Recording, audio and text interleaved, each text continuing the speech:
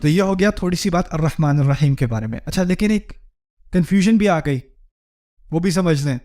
رب میں سربراہی کے سرداری کے معنی تھے کہ نہیں تھے نا؟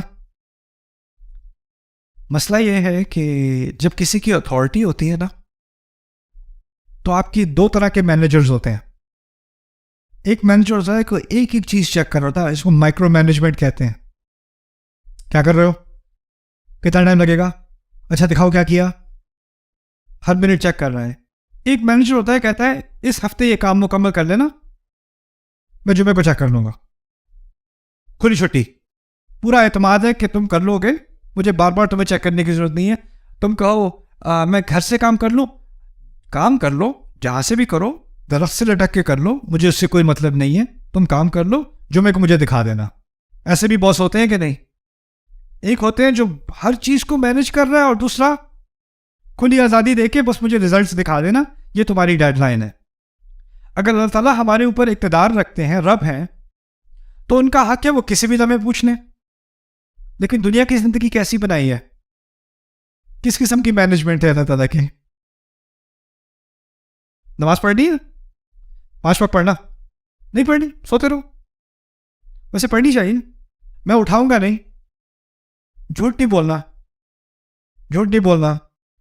لیکن بولو گے تو آسمان سے کوئی بجلی آ کے نہیں لگے گی زبان پہ. بولنا ہے بولو, میں نے بتا دیا نہیں بولنا, باقی اب تمہارا ہے, تمہاری ذمہ داری. ایسا ہی ہے نا. اس کی میں آپ کو انسانی مثال دیتا ہوں. ہمارے یہاں تو الحمدللہ دنیا میں اب غلامی نہیں رہی اس طرح کی, لیکن مثال کے طور پہ کہہ رہا ہوں. آپ فرض کریں کہ آپ میرے پاس آپ کہتے ہیں آج کے بعد آپ میرے غلام ہیں, میں کہتا ہوں چلو ٹھیک ہے, غلامی قبول کر لیجیے آپ کی. کیا کروں جی آپ کے غلام ہونے کے ناطے؟ بس یہ میں نے ایک دائرہ بنایا ہے, اس دائرے کے اندر رہنا, بس باقی کچھ نہیں, اس دائرے کے اندر رہنا. کہا جی یہ تو بڑا آسان کام ہے, اب میں دائرے کے اندر زندگی گزار رہا ہوں اور آپ مجھے دور سے دیکھ رہے ہو. ایک دن میں ذرا پھسل کے گر گیا دائرے کے اس طرف. جب میں دائرے کے اس طرف گرا, میری نظر فوراً کہاں گئی؟ مالک کی طرف. اوہ سوری غلطی سے کونے پہ پھسل گیا تھا, اب نہیں ہوگا. میں کچھ بھی نہیں کہا, ایسے بس ایک لفظ نہیں کہا میں نے. میرے ذہن میں آیا ماشاءاللہ باس تو ویسے کافی ہلکا ہاتھ رکھا ہوا انہوں نے, اتنی کو سزا بھی نہیں ملی. تو 2-3 دن بعد مجھے تھوڑا خیال آیا کہ میں ذرا ایک اور دفعہ غلطی سے گر کے دیکھوں کیا ہوتا ہے. تو میں گرا, فوراً میں نے دیکھا جو میرے مالک ہیں وہ بیٹھے ہوئے چیئر پہ, اٹھے بھی نہیں چیئر سے. اور پھر میں کہوں سوری, وہ کہتے اچھا جی یہ تو اتنا کوئی سیریس نہیں جتنا میں پہلے سمجھ رہا تھا. میں پہلے بہت ڈرا ہوا تھا, کیونکہ مجھے لگا کہ اگر میں اس قانون کو توڑوں گا تو کوئی نہ کوئی کانسیکوینس ہوگا نا, کوئی ساتھ میں اس کے بارے میں مواخذہ ہوگا, کوئی سوال جواب. لیکن کچھ نہیں ہوا. تو اب میں کیا کرتا ہوں, ایک پاؤں ادھر, ایک پاؤں ادھر, ایک پاؤں ادھر, ایک پاؤں ادھر. اور پھر میں باس کو بھی, وہ بھی مجھے ایسے, اور پھر کچھ عرصے بعد میں دونوں پیر اس طرف اور گھوم پھر رہا ہوں. اور باس سے بھی, باس کہہ رہے لنچ تیار ہے. یعنی تعلقات میں کوئی وہ ابھی بھی پرووائڈ کر رہا ہے, ابھی بھی خیال رکھے ہوئے ہے, اور میں لائن کے باہر ہوں لیکن کچھ نہیں کہا. اچھا میں 5-6 سال اس طرح گزار دیے اسی طرح سے. اس دوران میرے ساتھ وہ کچھ زیادہ رعایت نہیں کر رہا. اب وہ جو زیادہ رعایت کرتا ہے نا کوئی باس, تو اس سے امپلائیز کا کیا ہوتا ہے پتہ ہے؟ اوئے ہوئے ہوئے. میری ایک بہت پرانے زمانے میں میری ایک جاب تھی, میں پری اسکول ٹیچر تھا, kindergarten and preschool. اور پھر مجھے وہاں سے جب میں فارغ ہوا تو مجھے ایک جاب ملی, میں 3ری جماعت کو میتھ پڑھاتا تھا, میتھمیٹکس. تو جس اسکول میں میں پڑھاتا تھا ساری ٹیچرز جو تھیں وہ سینئر تھیں, اور بہت ہی یعنی بچے دیکھ کے ان کو, میں تو یہ نہیں کہوں گا کہ دادی یاد آ جائیں, دادی تو نائس ہوتی ہیں, دادی نانی, ان کو دیکھ کے قیامت یاد آ جاتی تھی. میں گیا کلاس میں نے کہا میں نے ان بچوں سے دوستی کرنی ہے. ان بچوں کو میں نے ڈرانا نہیں ہے. میں گیا, میں لطیفے سنا رہا ہوں, میں ٹیبل پہ کھڑا ہو کے ٹرکس کر رہا ہوں, یہاں پہ پینسل گھسا کے یہاں سے نکال رہا ہوں, کچھ کر, وہ تالیاں بجا رہے ہیں, سرکس بنا ہوا ہے کلاس کے اندر. میں نے کہا یہ بچے مجھ سے اتنی محبت کریں گے, 1-2 دن بعد جب میں کہوں گا میتھ شروع کرو, دل کھول کے پڑھیں گے.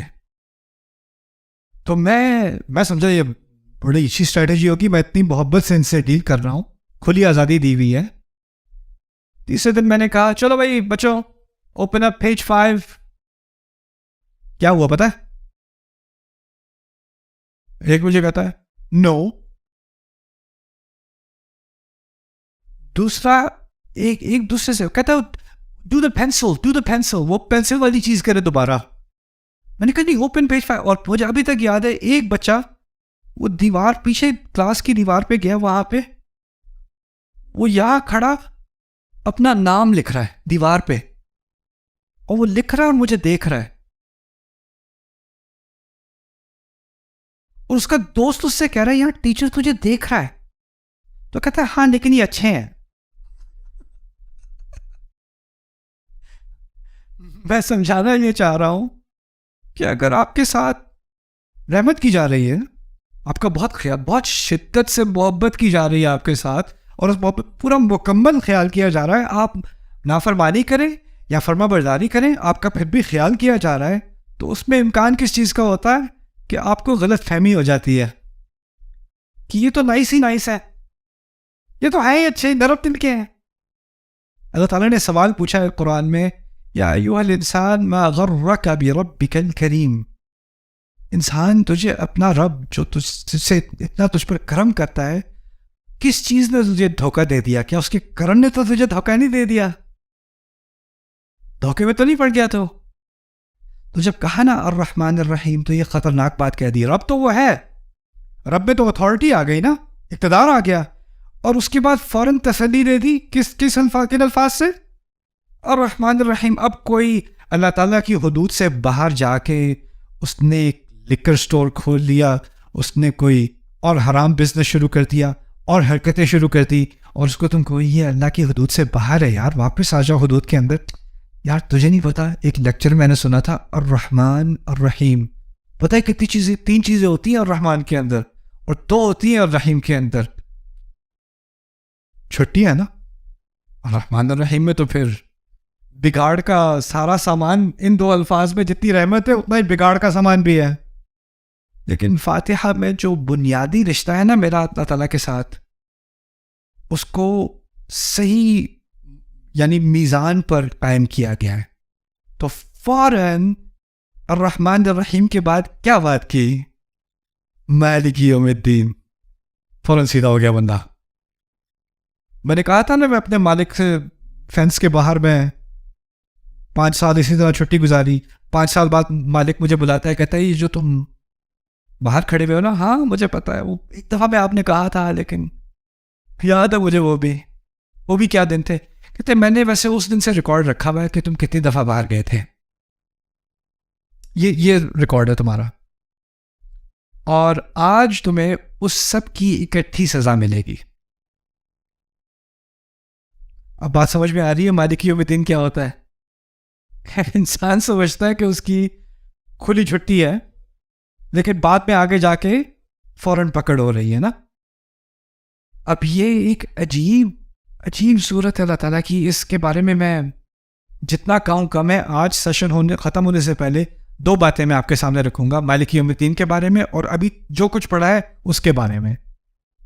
2 لفظ جو ہیں وہ ایک دوسرے سے بہت قریب ہیں اس صورت میں, ایک رب اور ایک مالک, ہے نا, ایک رب اور ایک مالک, اور ان دونوں کے درمیان 2 الفاظ ہیں.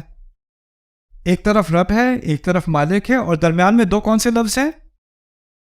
الرحمن الرحیم. اب ان دونوں لفظ کے بارے میں سوچیں, ان میں سے ایک عارضی اور ایک مستقل ہے. عارضی والا کون سا تھا؟ الرحمن. اور مستقل والا کون سا ہے؟ اب یہ عجیب کلام دیکھیں اللہ کا. رب العالمین اس زندگی کے بارے میں تھی وہ بات, یا اگلی زندگی کے بارے میں؟ رب العالمین اس زندگی کے بارے میں، اور اس سے قریب ترین لفظ ہے الرحمن جو اس زندگی کے بارے میں ہے.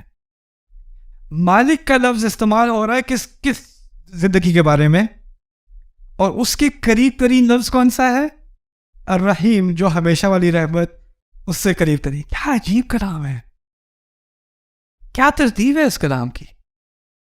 رب العالمین الرحمن الرحیم مالک. اچھا، شروع ربوبیت سے رب، انتہا مالک سے، اور درمیان میں دونوں کے کیا؟ رحمت. یعنی یہ کبھی مت سمجھنا کہ وہ تمہارا، یہ کبھی مت بھولنا کہ وہ تمہارا رب ہے اور تمہارا مالک ہے، لیکن ان دونوں الفاظ سے ڈر لگنے لگتا ہے. لیکن جب ڈر نہ لگنے لگے تو اس جتنا گہرائی میں اس رشتے کے درمیان میں پہنچو گے تو کیا ملے گا تمہیں؟ رحمت ملے گی. اس کے باہر اتھارٹی ہے اور اندر محبت ہے. رب، مالک، رحمہ. عجیب. الحمدللہ رب العالمین الرحمن الرحیم مالک یوم الدین. اب جلدی